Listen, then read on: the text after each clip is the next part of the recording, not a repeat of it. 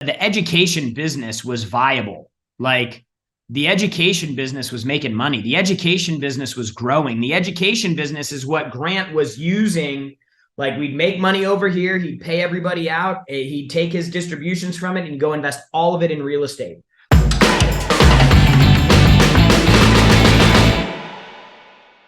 People have an innate power inside of them to get what they want when they have high intention and focus.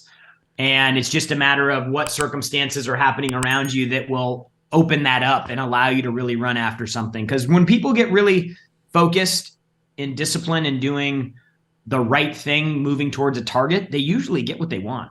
And so for me, it was just like, I was in a moment. It was like, this is time. It's time now. And so there was no other option. Just burn the ships. Yeah, I love that. I love that. So they hired you, but it's just you stopped calling them. But how did the relationship? You're essentially his right hand man now. Did he hire you that way from day one? No, I was. There was another guy that was kind of like the manager at the time. There was a guy that was doing like sales / customer service that used to be his like landscape guy, and then there was a guy that was running the website, and there was somebody in accounting too. Her name it's escaping me right now, but she was a character. But it was started. I was like, get hired as a sales guy, and I showed up and I'm answering the phone. So I'm like, okay, I guess I'm kind of a receptionist too. And, I'm making all these lists to go out and start cold calling, which I had never really done before. I said that I did that, but I always did it face to face so I could see somebody. Never done it over the phone before. It's totally different. And I'm making my list. I hadn't met Grant yet. I'd met him in passing once for 3 seconds, but he wouldn't have remembered me. And so I'm making my notes, and then he walks in, and like I came in from behind me. I felt this shift in energy in the room, and I turned over and looked at him, and he goes, "Who are you?" And I said, "My name's Jarrod. I'm new. I'm working in sales for you." And he goes, "What are you doing?" And I was so proud of it at the time because there was no CRM or any. I'm like, I've gone through. I'm making a list of all the prospects that we have based on our thing, and I'm like so proud of this list. I'm like flipping pages. He's like, "Hey,"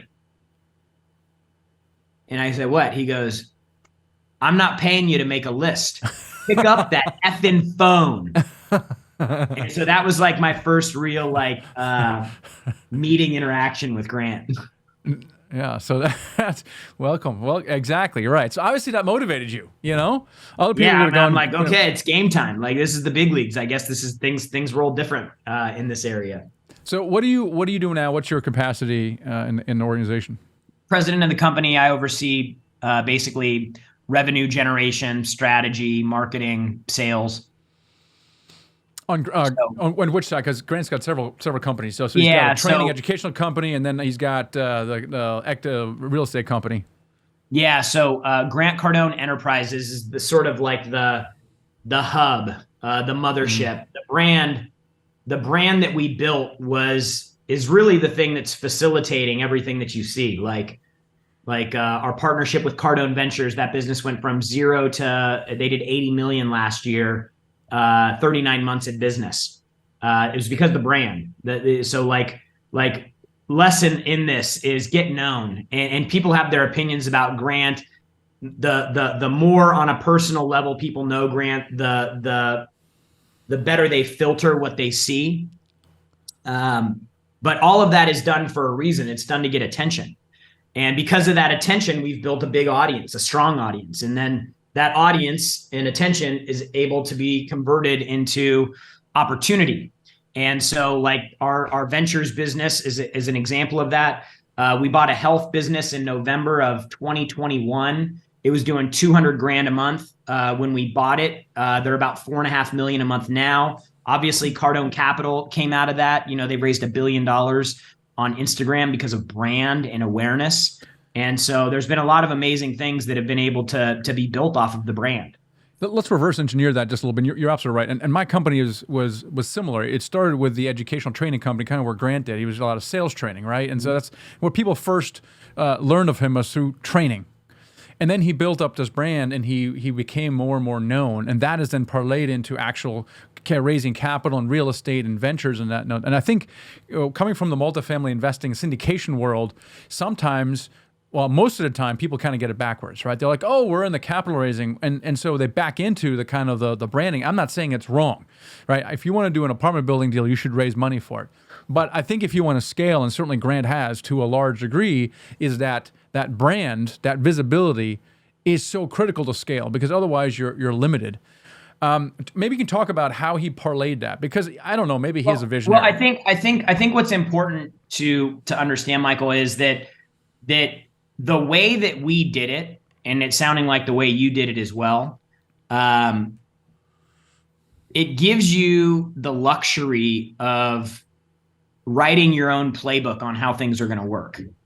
And what I mean by that is, our business, like the education business was viable. Like the education business was making money. The education business was growing. The education business is what Grant was using. Like, we'd make money over here. He'd pay everybody out. He'd take his distributions from it and go invest all of it in real estate. And it was that over time that put him in a position where when it came time to being like to launching Cardone Capital and the funds, he got to dictate basically how he wanted to play that game. Because the truth is when he started Cardone Capital, he already had maybe 1,800 units, 2,000 units that he owned on his own. And the business kept making more money. So he would have just kept doing his thing, buying his own deals, not having any outside investors. When I started investing with him 10 years ago, literally the only people invested with him were his sisters, his brother, and his mother-in-law. And he didn't want to raise money because he didn't want to deal with investors. And so it was that the vehicle that created the revenue that allowed him to get into a position where when it came time to go, hey, maybe we should start a fund and maybe we should raise money, he got to do it on his own terms and say, this is how we're going to do it. This is how we're going to do it. This is how we're going to do it. He's told a story about a guy early on who wrote him a check for $25 million, pretty sizable check to get for somebody to invest in a deal. And he's like, hey, look, here's how this thing rolls. I make the decisions. I make the calls. I make everything. And so, the guy says, okay, well, I'll send you the check. He sends a guy down with the check who, spends 3/4 of a day there, ripping apart everything about the business. And then on the way out, he gives him the check back and he goes, you can give that back to your guy, because this isn't going to work. and again, it's like being in that position where you don't need the thing that you're asking for. You don't need it.